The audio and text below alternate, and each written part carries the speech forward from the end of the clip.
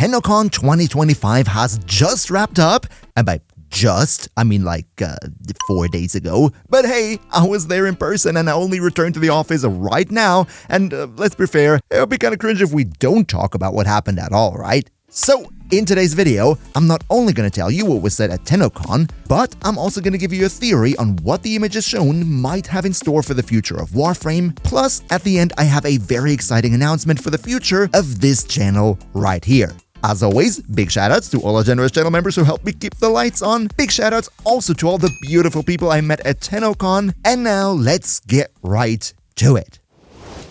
Now, at the big Tenno Live event, the devs talked about 3 main updates. And yes, with this I totally confirmed that I am German. Who even does that? But what I mean by this is 3 updates were announced, the first one being the untitled Fall 2025 update, so basically the next upcoming mainline update, and then of course the 2 big ones, that being the Old Peace coming in December 2025, and then Warframe Tau scheduled for 2026. They didn't say exactly when in 2026 this would be, so technically it could also already be the March update building on the foundation of Tau that was set in December, but I personally think the situation with the Old Peace plus Tau is going to be similar to the Whispers in the Wall 1999 situation, where we also first saw everything regarding to Whispers with that teensy tiny little teaser of 1999 at the end, and then the year following in December, we got 1999. I think this time it's going to be roughly the same, but before we get ahead of ourselves, let's start out with the next update in line, which is going to be the Fall Update 2025, and go over all the nice things that this will have in store for us.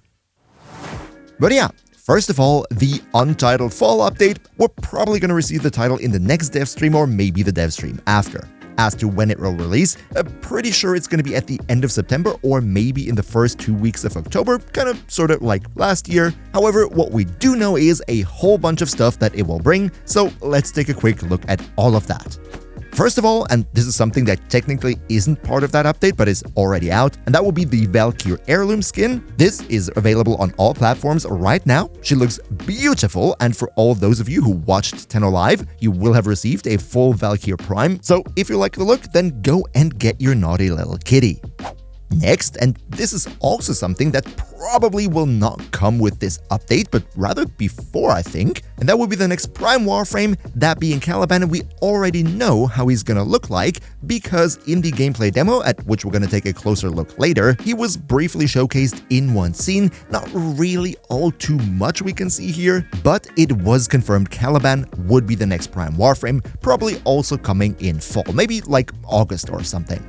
But now, the first big topic, and that would be Warframe Mobile for Android will go into closed beta later this year. As far as I know, we do not have an exact date just yet, and also unfortunately no release date yet. But Steve has confirmed that they did learn a lot of things during the development of the iOS version that helped making the Android version more efficient, more stable, more everything. And I hope that with the closed beta starting soon, we might get a full official release in maybe the first half of 2026. That'd be awesome, because I think that Warframe on Android would have a huge potential to expand the Warframe player base across the platforms. Up next, if you are a fan of pen and paper RPGs, then this one is going to be for you, because Warframe has collaborated with Starfinder to bring you a fully fledged Starfinder adventure set in the Warframe universe. There will be a couple proto frames. It is going to be Warframe themed for all pen and paper fans. This is great news. Now, with the fall update itself, we get a new deluxe skin, and this is going to be for Mr. Snake, Lavos himself. So far, we only saw the concept art, but this is already very pretty, and with Lavos Prime being in the game now, plus the deluxe skin coming in, I think we're gonna see some great Lavos fashion very soon. But now comes the news that we have all been waiting for, and that is a rework for the GOAT himself. Mr. Oberon is finally getting a touch-up. The crowd was cheering so hard in the hall when Pablo announced it, and rightfully so. Now, they didn't reveal exactly what this rework will look like. No details were given. That's probably going to come in the next dev stream. But if we listen closely to how Pablo worded it on stage, then it kind of sort of seems like they want to take him out of this more supportive role, adding some synergies and probably giving him more AoE, more damage, you know, the whole stuff that kind of sort of happened with Oraxia as well. The next thing that will also be contained in this update, and this is I think one of the biggest additions in the entire history of Warframe, a second intro quest happening after Vor's Prize for new players. And this quest is not only going to establish Teshin as a character in the lore, but it will teach new players how to mod. I cannot remember for how long, for how many years I have been wondering why they don't just make a tutorial quest on modding specifically. It's a thing that turns so many new players away from the game because it looks scary. It is a lot happening there and the game doesn't explain it at all. And now we will finally get the quest, The Teacher, which supposedly solves this issue. Once it comes out, we will play it on this channel and I'm gonna give you my 2 cents, so if you don't want to miss out on that, maybe leave the channel a sub down below. But on the other hand, that also kinda sorta sounds like they want to get your boy out of business. I see you, Zach. You want to become a professional Warframe YouTuber, admit it. No, but in all seriousness, if they manage to pull this one off successfully, I think this is one of the biggest achievement for new player friendliness in years. But, of course, like with any mainline update, we're also gonna get a new Warframe, of course. This one, coming in with the name Uriel, will finally conclude the Warframe alphabet. We already saw some in-game footage of this devilish look. Nothing yet has been said on what Uriel will actually do or what his kit will be, just that there will also be 3 new proto-frames, 2 of which have already been confirmed, that being Proto-Harrow and Proto-Wisp, both being also dateable. They knew exactly what they were going for. Now, the question might be, who will be the 3rd proto-frame then? And maybe that's gonna be Uriel, or just one of the other fan favorites. We don't know just yet, just that in the narrative panel, which I'm not exactly sure there is a recording of, they did say it would be 3, not just these 2. And as always, leave a like for the video or Proto-Wisp will stay with the church forever and not go out on a date with you. Cheers so much for your support. But now, let's talk about the big live show, the 24-minute gameplay reveal of the next big update, that being Warframe The Old Peace. Now, first of all, when will it release? That's already pretty certain, a couple days before Christmas as per usual, so 3rd December week is what my bet is on. And what we saw in this gameplay demo was what I think is 24 minutes of back-to-back in-game footage of the story quest that will happen with this update. Now, first off, everything we see in this demo takes place on the Tau moon called Perita. So we can be pretty darn sure that the new tile set will be exactly that, similar to the Sanctum Anatomica, similar to Helvania and such. We even saw a little something that I think is going to be the level select screen for that. Furthermore, in this gameplay demo, we saw a lot of battle scenes against a new enemy faction. Those seem to be separatists from the old Orokin era in the form of Dax soldiers, so we can pretty surely say that they will probably be the enemy faction for this specific tile set. And of course, we had footage of 2 very epic boss fights, the first one being against this ginormous Eidolon-like sentient creature, which appeared to be somewhat of a simulated training session between you and Addis, your sentient friend. And then secondly, what I think will be the main boss battle for this update against this sentient 4-legged creature, which we saw the full fight of, some typical boss stuff. It had telegraphed attacks, some AoE stuff, it could summon minions, you know, comparable to the position that the Murmur boss or also the tank from Helvania are in. As for new game mechanics introduced with the new update, they were a little bit stingy on the video material, but there's still a few things that we kinda sorta can assume that might be happening.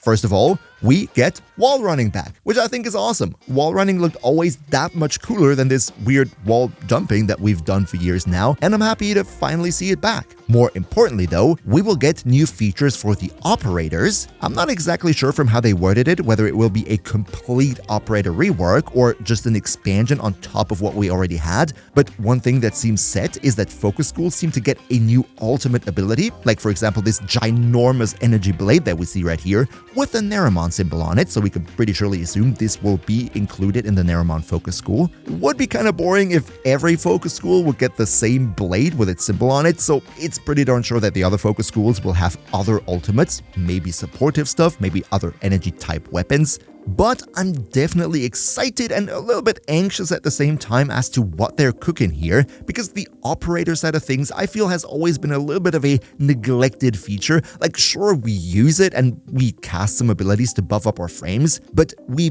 barely ever actually play as the operator if we don't specifically have to. Just saying, I'm curious as to what they're gonna do about it. So yeah, that would be it for the gameplay elements that we've seen. However, with Tau being a huge point in the Warframe lore and us finally going to Tau, there are a ton of lore implications with this gameplay demo, and I want to talk a little bit more about exactly that. First of all though, I have to make a disclaimer. I personally am not the biggest Warframe lore nut, right? There are people who are much deeper into Warframe lore than me, so take whatever I'm about to say with a grain of salt, and in case I get something wrong, feel free to correct me in the comments down below. But what I was first thinking when I saw this demo is that what we're seeing right here happens before the Old War, the war between the Sentients on the one hand and the Orokin Empire on the other hand. However, then after rewatching it, I noticed a very easily missable line where the operator basically says, "Can you imagine that we once were at war?" Meaning that's probably a reference to that very same Old War, which would put whatever we've seen here historically after the Old War in a sort of parallel timeline to what we're playing in right now, where the Orokin Empire and the Sentients actually made a peace agreement, probably why the update is called the Old Peace, and established and colonized the Tau system together. This would maybe, by the way, also explain why Addis at the end of the gameplay demo is so devastated when she sees that you actually killed that sentient, because depending on what this presumed peace treaty says, this action there might have actually broken said peace treaty. But anyway, that would be my personal theory on where exactly in the sort of Warframe lore timeline this quest would be set. If you have other ideas, just let me know in the comments down below. Regardless of what it will turn out to be, in December, we're gonna get the answers. Up next though, let's talk about the 2026 update, that being Warframe Tau, and naturally we don't really have a lot of information on this. I mean, literally the only thing we saw about it was the very title screen, but if we assume that what I said is true, that being that with the Old Peace update, the Tau Moon is going to be the next Tau set with this Dax faction as new enemy types, then it could be that this December update potentially hypothetically is a little bit smaller compared to something like Warframe 1999, which was much bigger in scope than its predecessor Whispers in the Walls, if you ask me. Now, what exactly does this mean? This means, and I'm absolutely 100% speculating here, don't quote me on this, if they were to keep the Old Peace update a little bit smaller in scope, then this would mean that with the 2026 update, Tau, they would have the potential to make something really big like 1999 again, which might hint to the fact that we could maybe see an expansion to the star chart in the form of Tau. Now, where did I take this from? Well, let's take a closer look at this title screen right here. I'm not exactly sure whether it was already established in the Warframe lore, but what this title screen and also one or two scenes in the gameplay demo showed is that the Tau system is a double star system, with one big major star, kind of looks like a neutron star, and a smaller star rotating around it, while the bigger star is consuming the mass of the smaller star. However, what's much more interesting here is that throughout the gameplay demo, we only saw a gray foggy sky in the background. But as soon as the title drops right here, and we can go by it in slow motion, it reveals two more planets, one more Earth-like looking right here with its own little moon orbiting around it, and then another one up here, plus whatever this ginormous round structure in the background is, might be a gigantic machine world, a so to speak solely sentient planet, but it could also literally be anything else. The question here that this brings up for me is, if they had the entire background fogged out throughout this scene and then suddenly reveal all of this the moment the title card drops, there must be a reason for it, right? They could have also just gotten away with dropping the title card on the background 3 seconds beforehand. Nobody would have missed anything then. The fact that they showed this background in this way means they do want us to see it. Now, of course, these are just vague assumptions on my side. Tau could as well just be another single tile set and the rest is just the skybox, but I think there is realistic hope that maybe Tau will be more than just one tile set and potentially look similar to the Railjack star chart with not necessarily a dozen different planets, but maybe 3, 4, 5-ish. At least that would be absolutely amazing. Let me know in the comments down below, what do you think on this question? Now, These would be the 3 big Warframe updates that were spoken about at Tennocon. Let's now talk about the big MHBlacky update that I teased in the intro, and that has to do with Soulframe.